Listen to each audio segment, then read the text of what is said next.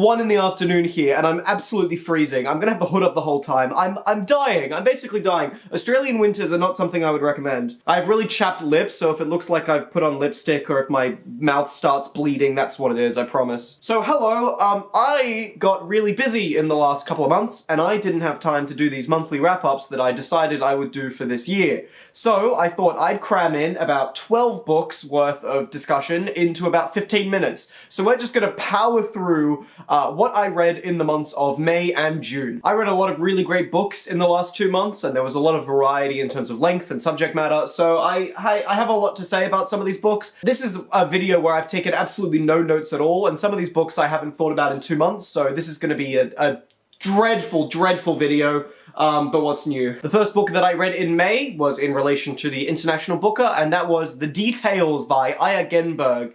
And from memory, I think it was my favorite out of the shortlist. Very economic in the way it was written, very simple, with a wonderful sense of clarity. There's lots of great, really simple writing that's evocative without being too showy or annoying, and there's a lot of characterization in the book that's not necessarily unique and that I've seen done in a larger amount of pages, but this book does just very simply and without messing around, which I really appreciate as well. And there are little sort of subtle changes between each of the stories that reflect how the narrator's thinking about each character. The characters that are the focus for each of the sections are interesting because of the way that they're being observed by the viewpoint narrator character.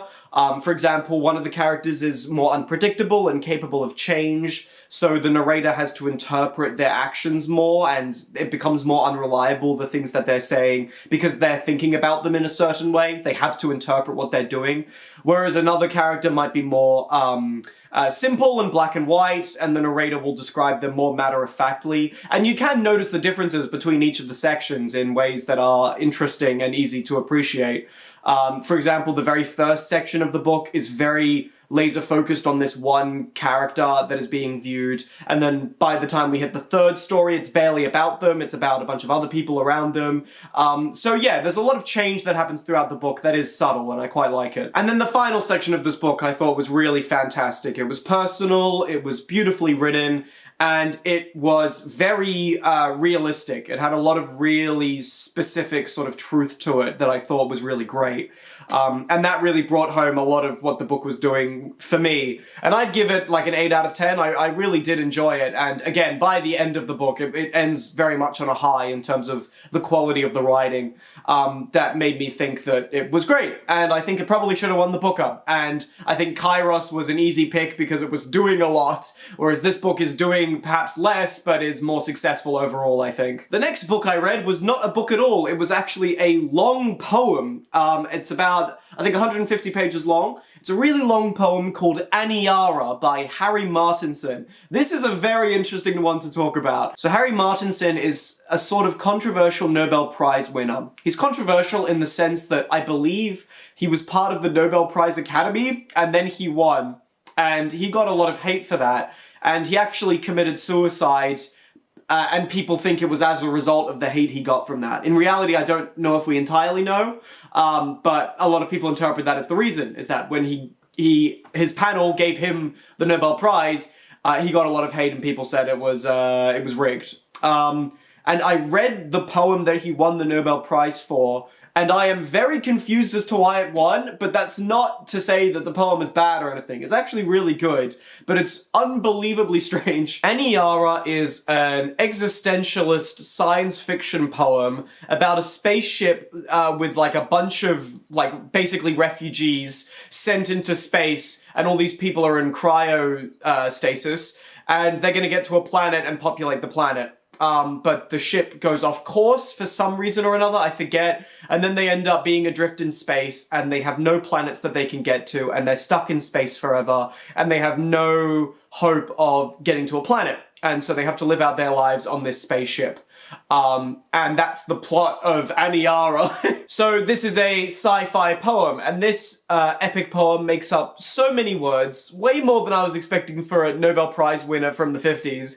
Words like gold under and a word M-I-M-A, which I always pronounced as Mima.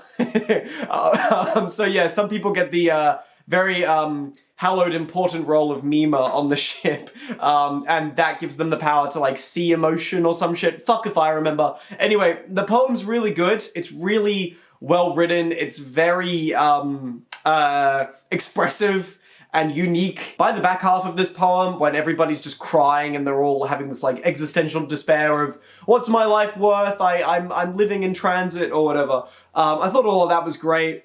It's a very interesting poem to read. It's quite short as a book, so you can crack through it if you want. It's nowhere near as good as something like Omeros. It's not on that level. But it's an interesting Nobel Prize winner, and I'm glad I read it. So I guess that's a recommendation. I wouldn't recommend it to fans of sci-fi because it is dead boring, but it's you know, it's not really for anybody. This is a work of fiction that I would truly classify as feeling like a nightmare. A lot of people say, this book is so dreamlike, it feels like a nightmare, and then I read it and I go, yeah, right. This is one where I really would say that. There's so many made up words, there's so much strange repetition and use of language, and the story itself is just so bizarre and goes to some really dark places. It feels like a trip. It kind of feels like the author was tripping out while he wrote it, and if you want to experience a little side of that, then feel free to read this. I don't know if I recommend it, but I liked it. The next book I read was a book by Lianke called Dream of Ding Village.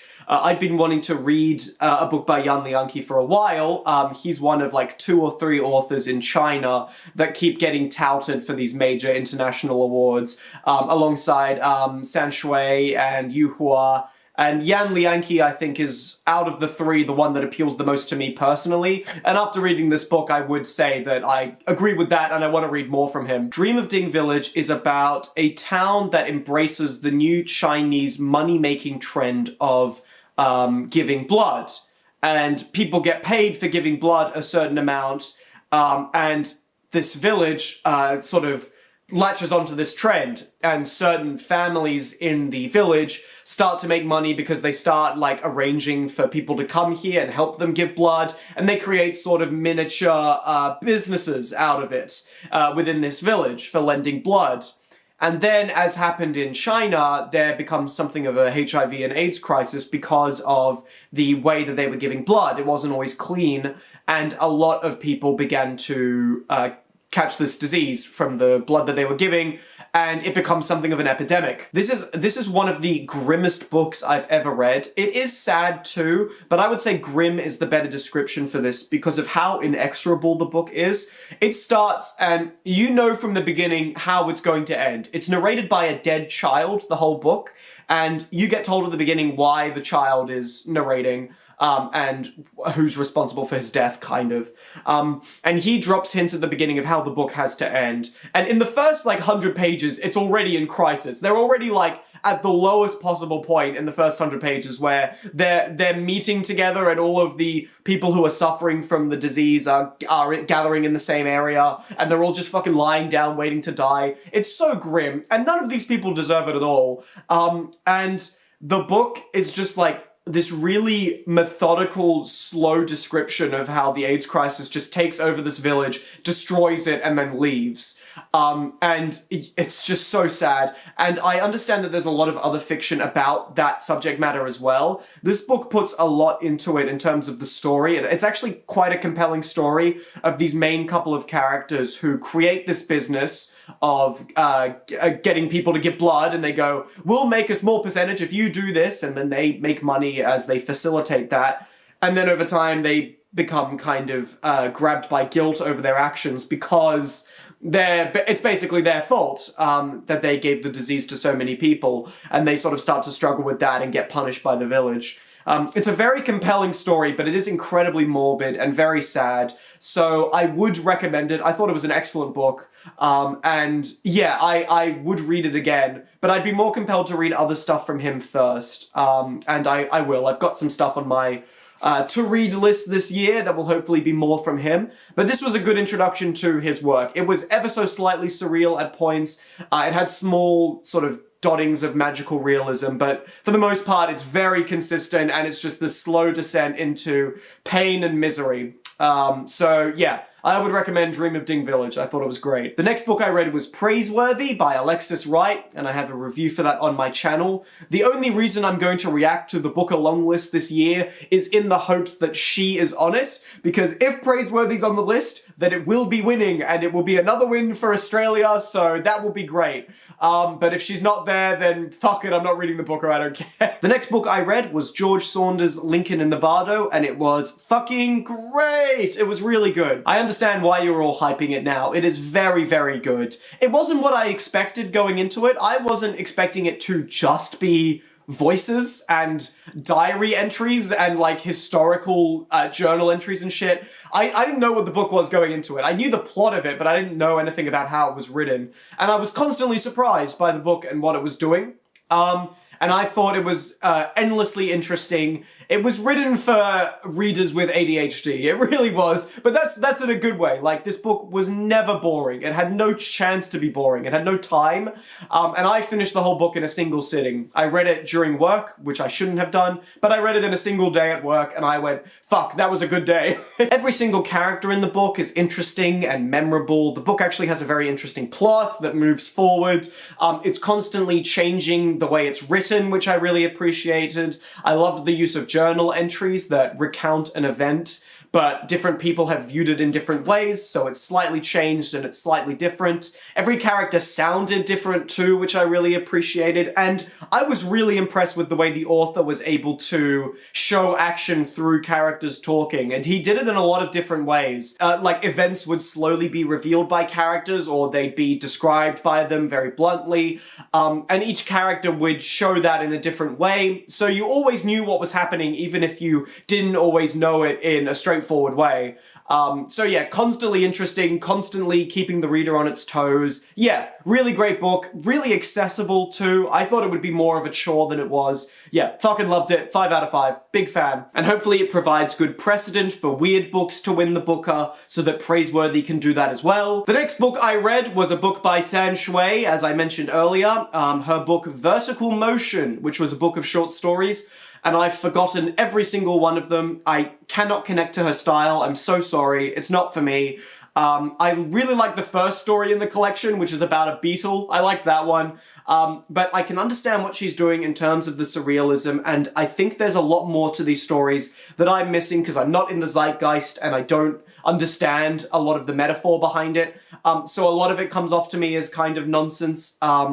And some of her stories could do with some editing as well. I think some of them are slightly too long, which is a weird criticism, but some of them feel a little overdone. So yeah, I haven't connected to a book from her yet. I'll give it another chance if she wins the Nobel Prize, but until that point, I've read 2 books from her and I'm gonna dip. The next book I read after that was Jon Fosse's Aliss at the Fire. Aliss, Aliss, I don't know, I don't give a shit. So Aliss at the Fire is a book about nothing, it's a book about a dream, it's a book about Aliss and her ancestors, or maybe it's just all her. It's a book of nonsense, but this is the first book from Jon Fosse that I've read where I actually did really connect with it, and I thought it was really, it had a lot of substance to it, and I loved the tone of it.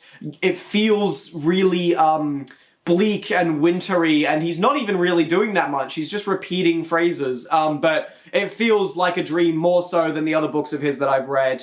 I feel like some of his septology actually gets too bogged down in plot, which is a weird thing to say because it's mostly nonsense. But every now and again, plot will show up in the septology, and I'd be wanting it to kind of go away. And Aliss at the Fire, it's under 100 pages, but it took me a long time to read, and a lot of it I actually read out loud to myself as I was doing it, because it's kind of meant to put you in that headspace, this sort of droning repetition. It's kind of like chanting. And in this book, it spirals really well. I really like how it starts, and it's quite simple, and it's in a set place, and 2 characters are talking in a set way, and then it quickly dismantles that and dissolves into other things in a way that felt quite natural and quite dreamlike. So it's the first book of his I've really connected with, but I don't want to read anything from him that's over this length because it's incredibly tiring. And after the length of this book, you get the point. You don't need to read anything longer than this because the point is made, you understand what it's doing, and sitting in that headspace for too long gives you a headache. So yeah, I will read more from him if it's under 100 pages. I'm not reading any more of the fucking septology, that big sort of door stopper. No, I'm not touching it. But I really enjoyed it, and I'm glad I read it to get sort of a broader understanding of Jon Fosse past the one book of his that I had already read. So yeah, no, I enjoyed it. I'm sorry I'm speeding through these so quickly with me likey, it was good. Like, I wish I had taken more notes. The next book I read was John Banville's The Sea, which was another Booker Prize winner. And I enjoyed this significantly more than I thought I was going to. The reason I thought I wasn't going to enjoy this was because it was compared to Old God's Time, which is a book that I detest. With The Sea, I understood more of what I didn't get out of Old God's Time because of the way that they use memory. And in the case of Old God's Time, it veers into the ridiculous, but the author is playing it really straight, and he thinks that the ridiculous should be taken seriously because it's a serious subject matter. And I think that's where the problem is for me, is that what the memory part of Old God's Time relates to is quite a serious incident, and it's quite a serious case of trauma that's very realistic and has occurred in people before. And the way that the author treats that is ridiculous and sappy and melodramatic and stupid. When the wife of the main character self-immolates in a grass field, I was laughing. And I should not be laughing because it's a story about abuse by the Catholic Church. But that is the fault of Sebastian Barry, and it's not the fault of me that I was laughing at that point, because the book is dumb. Not only is the subject matter of The Sea less intense, so it has less chance to be offensive, but I also thought the writing in general in this book was just vastly superior. This book flew by, it was a very easy read. I had no idea how The Sea was going to end either. I found it quite unpredictable, and while it had a good sense of movement, I didn't necessarily know what the end point was going to be. Whereas with Old God's Time, you can predict it like 20 pages in. The author's very unsubtle.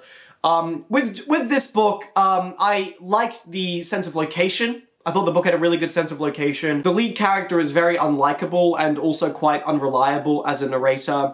A lot of the writing is very fecund and it's very descriptive, but not in a way that I felt was particularly ostentatious. At points it was very showy and dramatic, and sometimes that came off a little bit try-hard. But most of the time, because of the quick pace of the book, I wasn't really thinking of it in that way. It felt very well edited, and it felt like the author had spent a lot of time on the book. I love the conclusion of the book. It's a very surreal image that we're left of the traumatic moment in the main character's past.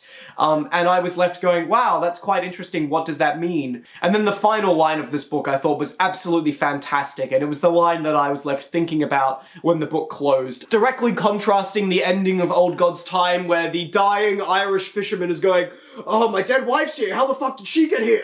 The next book I read after The Sea was another Booker winner. We're on a roll here. It was Pat Barker's The Ghost Road. Pat Barker's perhaps better known on BookTube for her retelling of the Iliad, called The Silence of the Girls. I don't give a fuck about retellings of myths or anything like that. Unless you're gonna go really abstract like Anne Carson, life's too short. I don't care enough to read it. I'm not gonna read that. I'm not gonna read any of these fucking, like, The Song of Achilles. I don't care. But I did read this book because it was a Booker winner, and it was also the final part in a trilogy. Now, I will say that I don't feel like I misunderstood any of this book because it was the final book in a trilogy. I know there's some stuff in this book that I didn't pick up on. There's some recurring characters I didn't necessarily pick up on initially until I did some Googling. But as a book, you can read this one without the others and you'll be okay. I found this book quite predictable and quite overlong. And in terms of inserting this book into like the genre of war novels and this type of war novel, I don't see how this book stands out in any way at all. The book follows two perspectives. It follows the perspective of a soldier who's going to France, I believe, and it also follows the perspective of a psychologist who's sort of sitting down for sessions with shell-shocked soldiers and listening to them talk. And I prefer the stuff with the psychologist more on the whole. He has a really extended flashback where he's remembering time he spent with a tribe in the jungle. Really weird, a very weird choice, and I like weird choices in books, but this metaphor gets really overdone and there's too much of it. Even though I like the very ending of the book and how it comes back, there's too much of it in the book.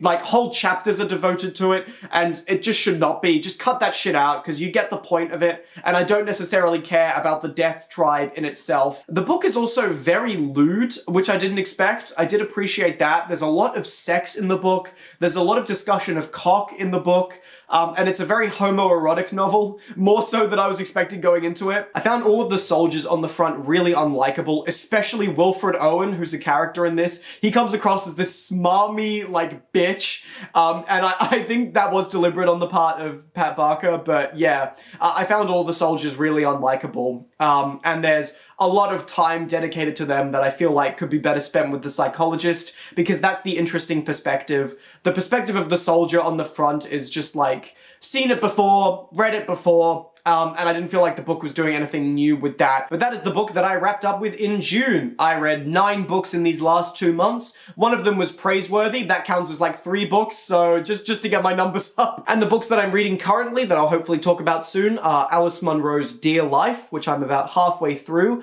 It's taken me quite a while to read that one, actually. And also The Brothers Karamazov, which I'm going to do a vlog for after the poll I put on YouTube said that I should do that. God help me. Thank you all for watching. I'll have more videos coming up soon. I'm very busy in the next couple of months, so there may be some gaps, but I'll keep the content coming. And yeah, get me to 1,000 subs, baby. Once I get there, I'll be able to make this stupid video that I've had the idea for months as a celebration. So yeah, we're close now. Thank you all so much for subscribing. I appreciate it, for listening to my boring ass. Thank you all. Have a good one. Let me know what you've been reading down in the comments, and thank you to the people that continue to watch and enjoy my videos. That was an unexpectedly earnest outro, Alex. Well done.